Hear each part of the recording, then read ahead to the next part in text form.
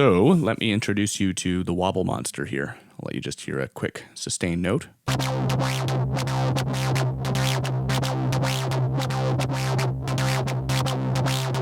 So there's something more than an LFO happening here, and that is because we're using multiple LFOs mapped to each other to create a rhythmic changing and shifting pattern. And I've got a quick little drum pattern to go with this, along with a programmed MIDI line here, so I can let you hear what something like this sounds like in context.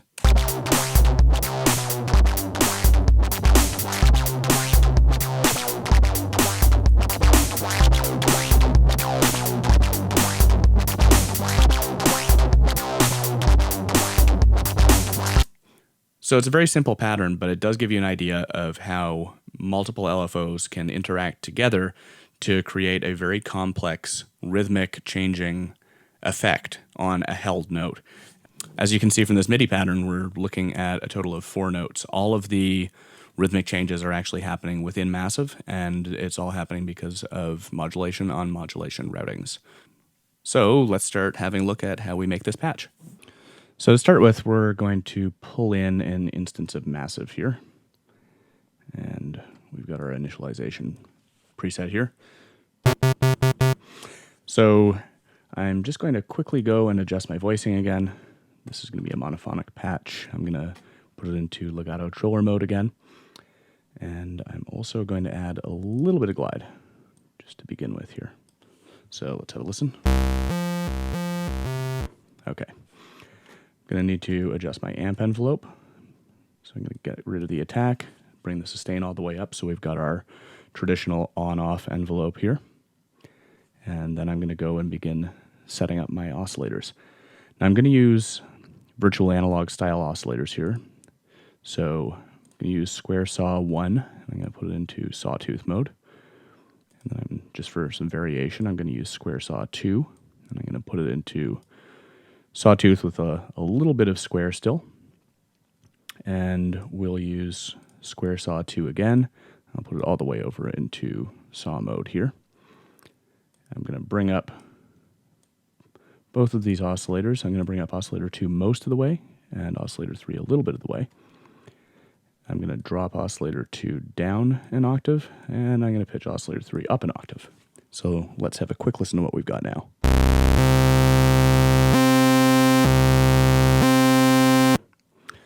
So that's a pretty big tone. It's taking up a fair amount of space here. So that's exactly what I'm after.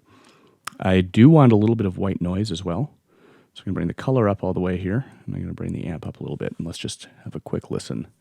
And we'll see when it starts getting to the point where we're happy with it.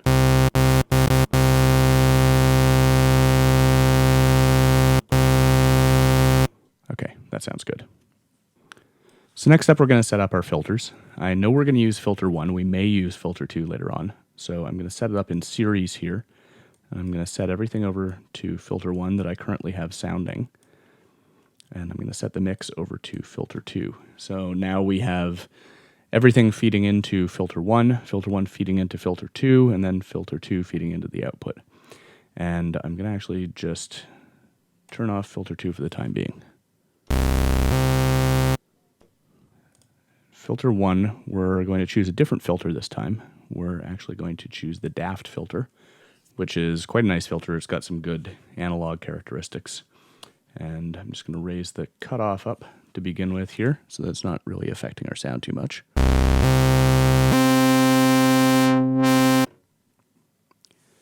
And now we're going to add a few effects just to give our filter a little bit more to work with here. We're going to be adding some distortion.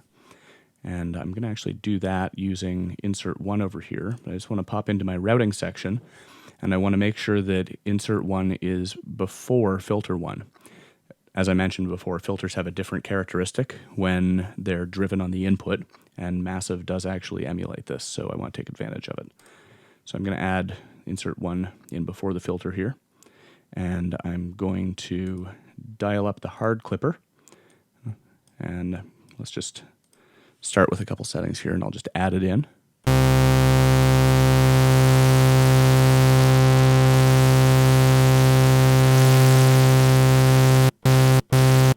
So I'm liking that. That's a good amount of grit here.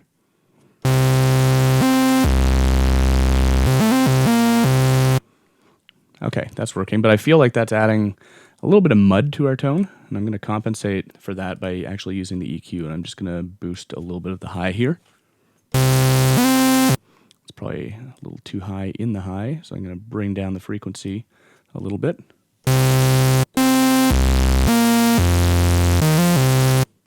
Okay, that's sounding good. Now, I know that I'm going to be filtering that signal using that daft filter, and I do want a little bit of grit and aggression going after the filter as well. So I'm going to use the classic tube here, and I'm going to try the drive actually at 12 o'clock there where it defaults to. I'm just going to bring the signal of the tube up a bit.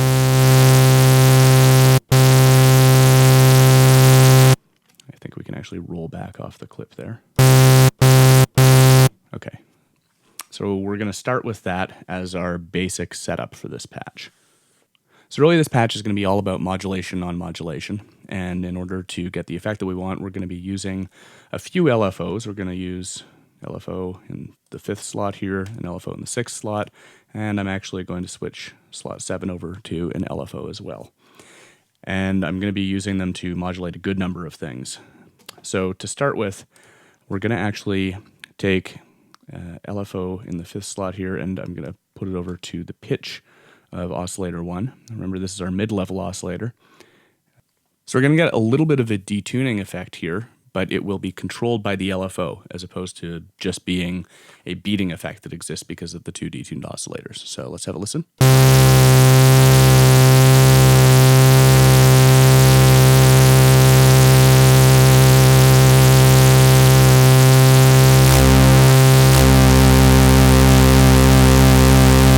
So that sounds like a good sweet spot there. I'll bring it down a little bit. Okay, so we've got some nice grit happening there. We're also going to take LFO 5 and we're going to map it to the filter cutoff. And this is where the sound's really going to come alive. I'm going to roll down the filter cutoff here, and I'm going to bring LFO 5 up so it's actually modulating the filter's cutoff. And I'm going to bring resonance up a little bit. And let's hear what we're working with to start here.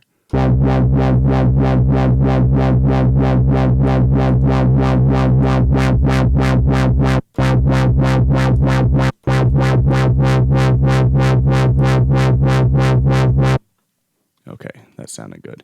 So now that we've rolled down the cutoff a fair amount, I feel like we can add a little bit more drive at this classic tube on the output here.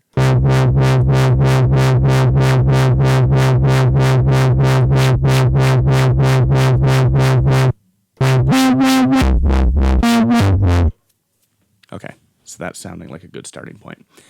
So as you can hear, the cutoff of filter 1 is being modulated by the LFO in the 5th slot here. But that's a relatively boring modulation. There's not much happening here. It's just one LFO at a set rate. So what we're going to do is we're going to take the LFO from slot 6 and we're going to introduce it into LFO 5's rate control. So now we have LFO 5's rate actually being controlled by LFO 6, which is causing it to jump up and down. So we're going to look for a sweet spot where the two of these interact nicely.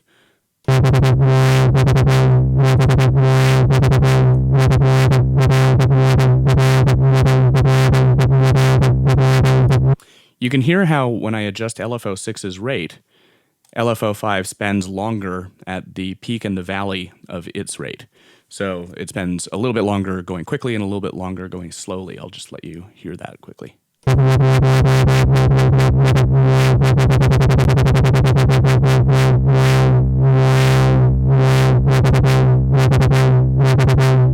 And as much as I really like hearing that held over a long value, I want this to be a relatively quick interaction because I want this to add an extra rhythm to the LFO's effect that works with the beat that we're going to create as well. So.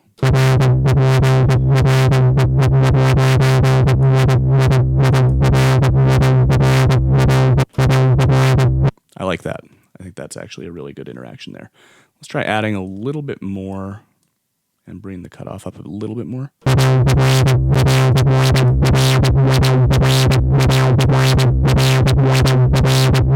Okay, that is working for me.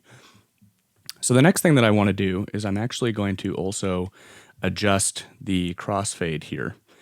And I'm going to take LFO 5 and I'm going to switch the second LFO over to a downward sawtooth as opposed to a sine wave. And I'll let you hear the difference between these two.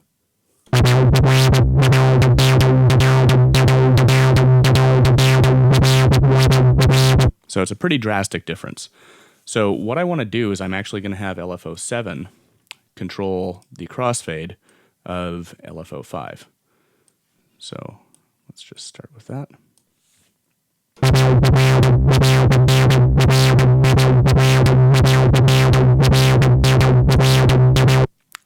And I'm actually going to put this one into sync mode, so it's going to sync with the tempo of the track.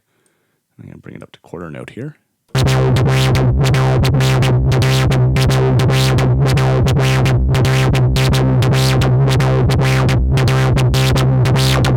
So the next thing that I'm going to use LFO 7 for here is going to be adjusting the amplitude of the third oscillator. And remember, this is providing our top end, as it's tuned up an octave from our mid-level oscillator, up 2 octaves from our sub or our low oscillator. And let's just hear how this sounds now. It's going to provide a little bit more top end to work with.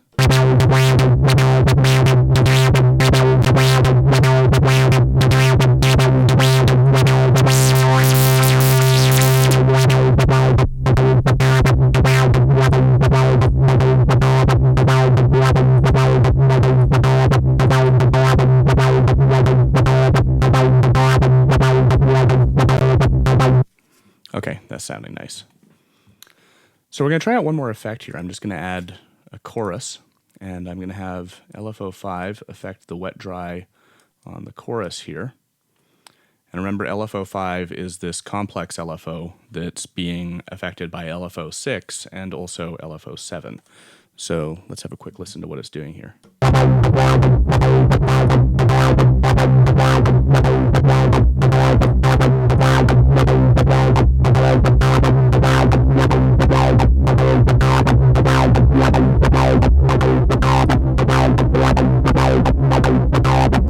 Okay, I actually quite like how that sounds.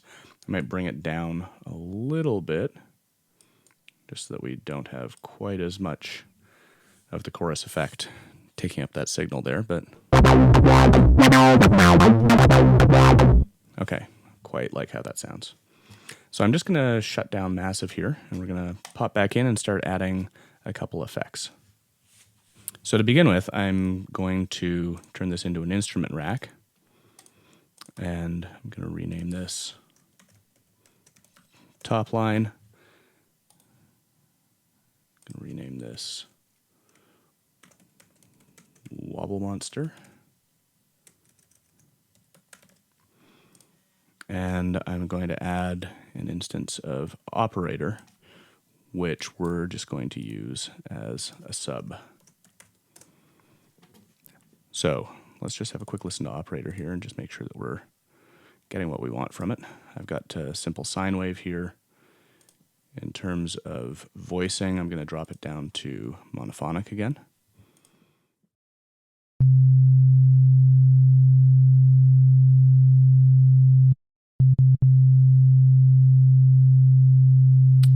So that sounds good for now, a very simple sine wave to start off with.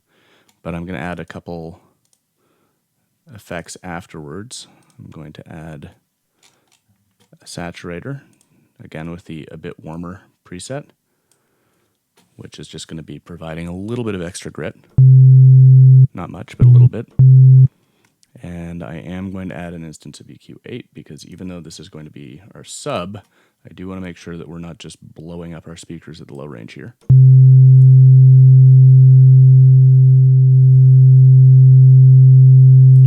So we're going to leave it about there.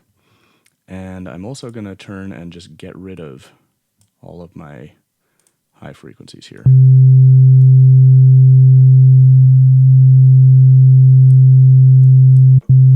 Okay, so let's have a listen to that in context with the top line.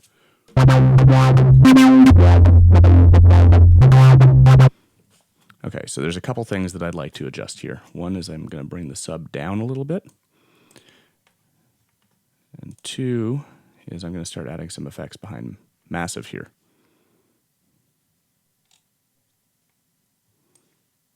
We're going to start off with that a bit warmer preset again. And we're actually getting a bit more of that than I'd like. So I'm just going to dial this back. I'm going to add a utility to our overall out because we were clipping a little bit there, and I'm just going to bring down the gain a little bit.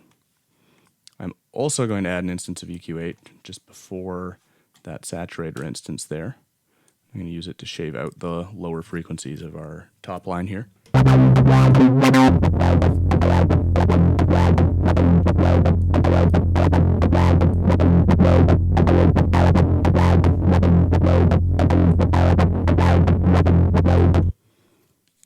And we're going to start playing around with some EQ settings and a couple other things in Massive just to get a little bit more brightness back in the top line here.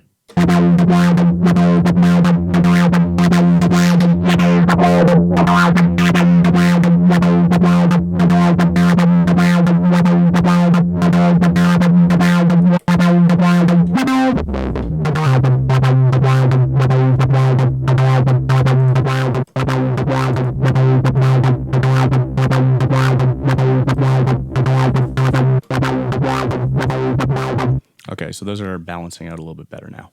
So we're going to try and add a little bit more top end within Massive here, and I'm going to do that using adjustments to the EQ and the filter here.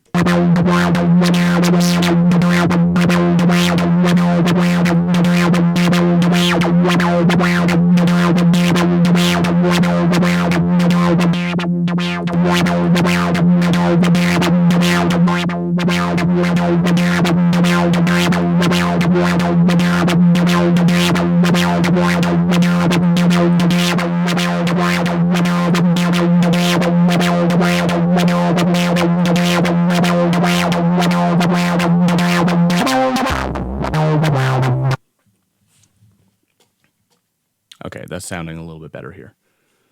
So let's pop back in to our instrument rack here. And I'm just going to minimize that instance of EQ8. Going to minimize the saturator there. And I'm going to actually introduce another saturator after here, but I'm going to put this into an audio effect rack. And I'm going to put an instance of EQ8 before the saturator. And I'm going to create another chain here. So this chain is just going to be our through. And this is going to be our exciter here. We're just going to use this to add some extra high-end harmonic content here. I'm just going to rename this into exciter as well. And I'm going to take the EQ8 and I'm going to roll it up so all we're catching is the top end here. Start with around 2000 hertz and we'll go from there.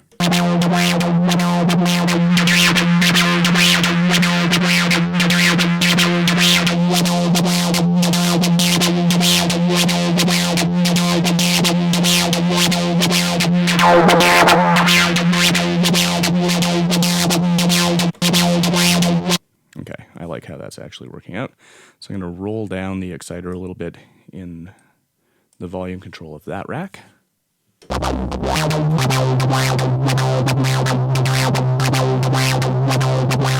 Okay, so this is a great starting point here. And I'm actually just going to tie everything back together with a compressor, and we're just going to use a little bit of light compression.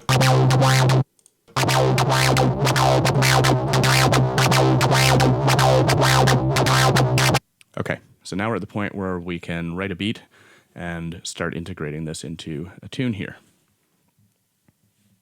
So I programmed a pretty simple beat here and a pretty simple MIDI pattern to go with it, and I'll let you hear what I've got going here.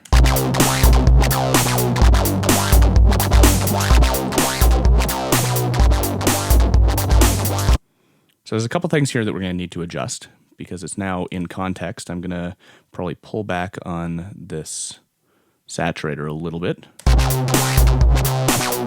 Have a quick listen without the saturator entirely. Yeah, I feel like it does need it in there, but just not to the same extent as before, so we'll try rolling it down a bit.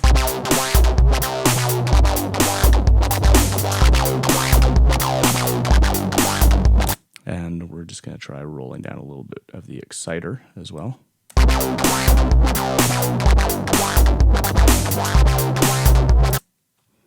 And I'm also just going to roll down the output there a little bit.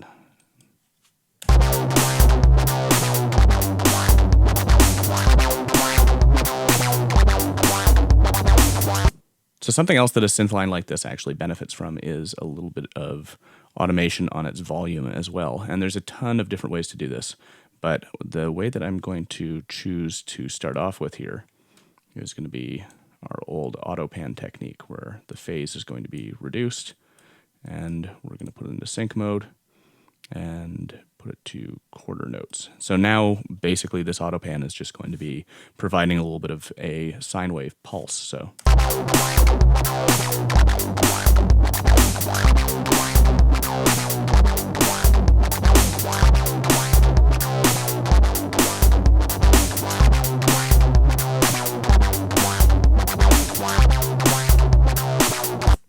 and I notice we're getting a little bit of clipping here, so I'm just going to roll these down a little bit more.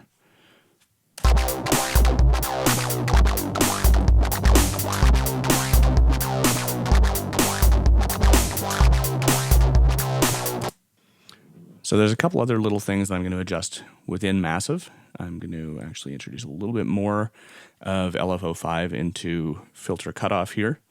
And I'm going to do the same with the detuning, just to get a little bit more of that in there. And let's have a listen again.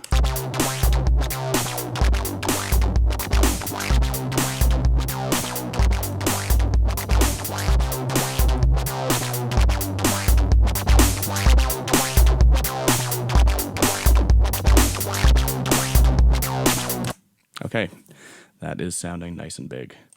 And of course, there's all sorts of options for adding some spatial effects and things like that, just to get it to sit in the mix a little bit more. But that is going to be the brunt of our sound here. So just to do a quick recap within Massive here, we have 3 oscillators and our noise source all going through filter 1 and a couple effects happening. We also have 3 different LFOs operating, and some of them are operating on each other. LFO5 is the recipient of signal from LFO6 and LFO7. LFO6 is adjusting the rate of LFO5, which is then being sent to the cutoff and to the detuning amount of oscillator 1. So on all these things combine together to create a very complex sound. So I can't stress enough just how much this is a go-to technique. Modulation on modulation routings are utterly essential to programming complex patches, and they allow you to create all sorts of really cool effects very quickly.